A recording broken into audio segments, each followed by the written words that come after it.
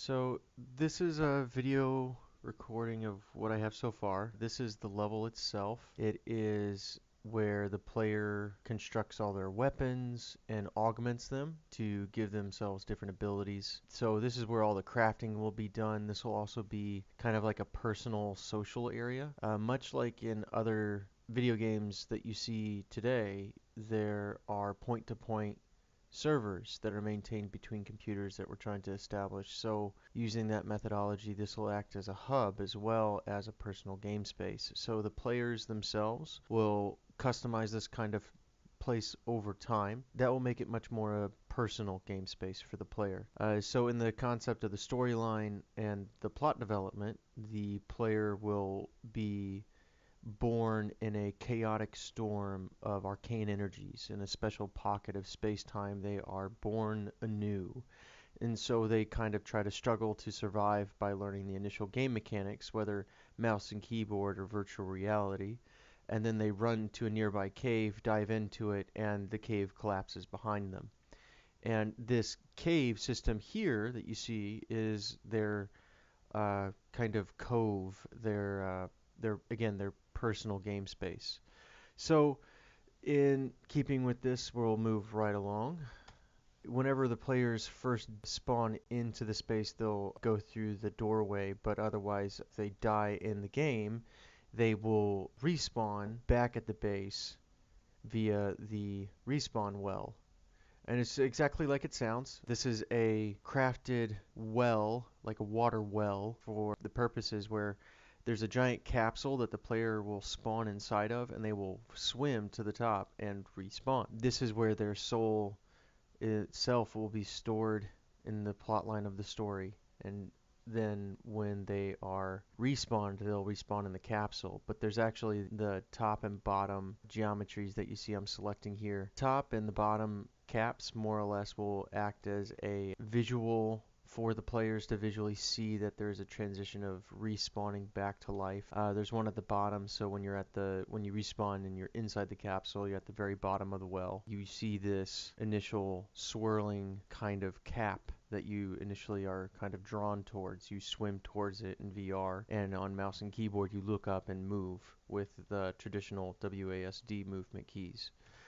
This traditional movement in the capsule you see is where the player spawns, and they'll fly through these panels, the top and bottom here, where the player will visually see themselves respawning into the world here in their cove. So they'll go forward from here, moving into the personal game space itself, the crafting table, the weapon table, etc. And this is kind of like they said, the open area where all the crafting and weaponsmithing and such will be done here. There'll be a lot of the refinement of certain game mechanics and such for the player's loadout and their abilities done inside of this kind of area. This right here is the weapon table.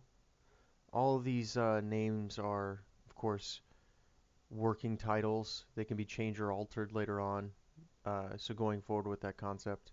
This here is where the player will smith their weapons. They will have the ability to make their initially swords just at the start, but they'll pull on this chain, and pulling on the chain will make the mouth spigot move and pour molten material into the cast on the table. Doing so will create a brick, a molten brick that the player will go forward and begin smithing away on the anvil station to actually break apart loose the blade itself. And once that smithed blade is broken out of that cast, they can go over to the crafting table and fit it to a crossguard, hilt, and pommel. One note is that the pommel and hilts have to be paired together. So for naming convention structure, I have labeled them in the archive of the project files here, meaning that I have labeled the hilt 1 to go with pommel 1 and hilt 2 to go with pommel 2, etc., all the way to a variance of 4 different swords. And they can be crisscrossed. You can match them together in different pieces. So that means that there are 4 different blades, 4 different crossguards, 4 different hilts, and 4 different pommels. But again, the hilts and the pommels have to be paired together in correspondence to their naming convention. So again, this is the spigot that spews all of the molten material. So as you gain different crafting items and you load them into the smelting station here, it will be melted down and poured into the melted divot into the weapon table. So when you smith out your blade, the texture on the blade will physically look different based off of the materials that you've collected and melted down. You'll further augment the blade with gemstones or soul gems, depending on which ones you prefer. They will augment your weapons in different ways. So going forward, the jaw here moves, so the whole of the blueprint is done up around the concept that this spigot is going to pour into the table, and then the player will again take the molten brick that has been casted for their blade and move over to the anvil station. So this is all individual assets. These can be remodeled, retextured, and redone.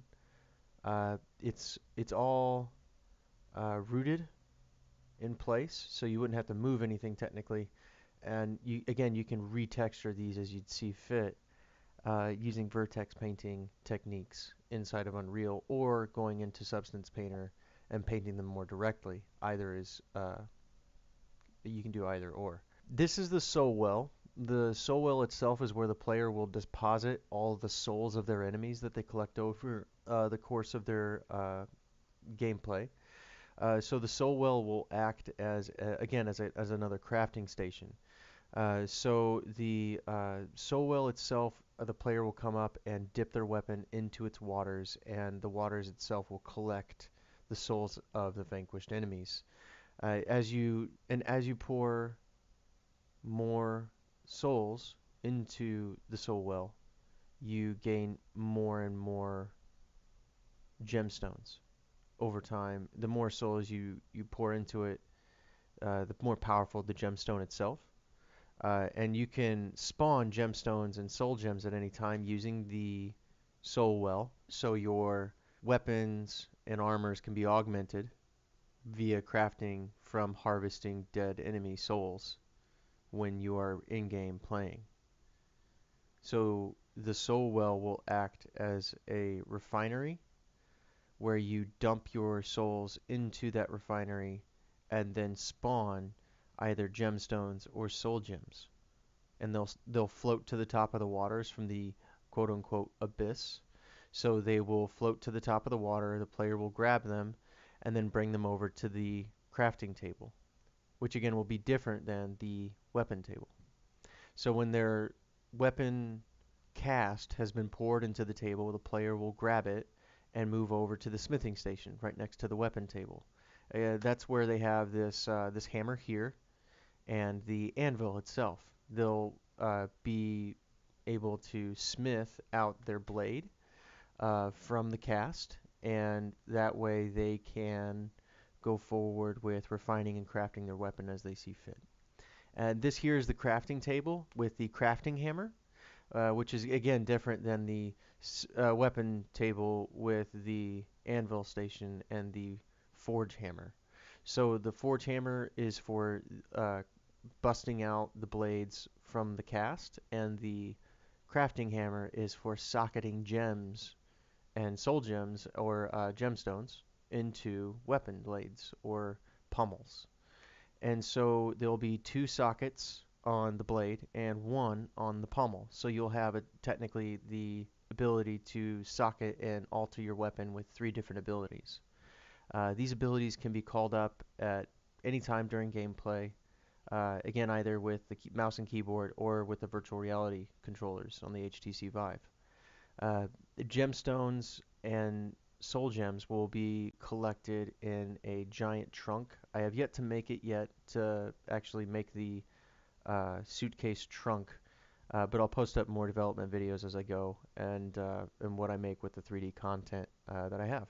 This is the weapon stations that I have. Now, wasn't for sure if I wanted to go about using an actual weapon rack that the weapons would socket and spawn into, and maybe that there will be armor pieces littered around it, that so when the player reaches out with their magic, they can call their weapon to themselves, and it will also spawn the gear. Like the gear will itself will float to their rooted spawn points on the player character. So you'll be able to store your loadouts here for your weapons that you augment and store. They'll essentially be your loadouts. So before you go out to do whatever it is you want to do in the levels that you spawn and cast yourself into, you'll first store your loadout of weapon choice here. So whatever you augment and store on your weapon will likewise be stored here on the weapon station. Again, there's the weapon rack to your right and the more of the weapon totem to your left. I didn't know if it would be more preferable to the content to either have one or the other, or maybe have both and give the player the choice, and maybe they have different buffs to them. This again is just a concept or idea, just something random that came up during modeling process of this kind of content. So we have the weapon rack here, and now moving forward we have the summoning totem. This is going to act as kind of like a two-in-one. We have two models here. We have the door portal, and then we have the summoning crystal. So the players will come up and pick the levels they want to go to, and once the level has been selected and the conditions have been set, a portal will spawn and the players will walk into it.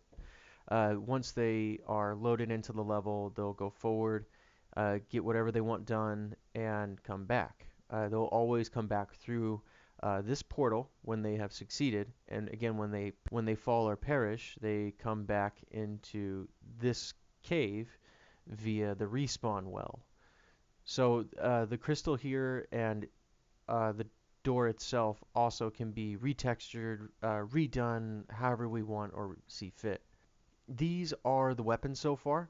Again, I have 4 alternative options in regards to swords that I have loaded in.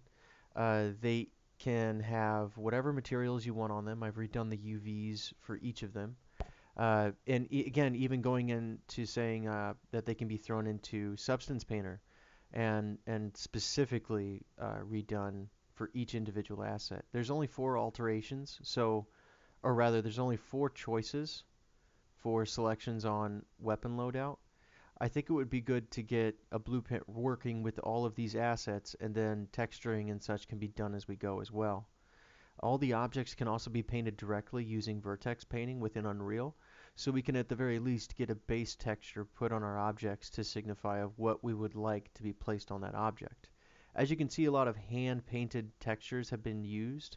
Those are actually assets that are fully reusable inside of this project. So there's a lot of skeleton remapping and reskinning that'll be done for certain assets. There'll be assets and materials that'll have to be completely made from scratch.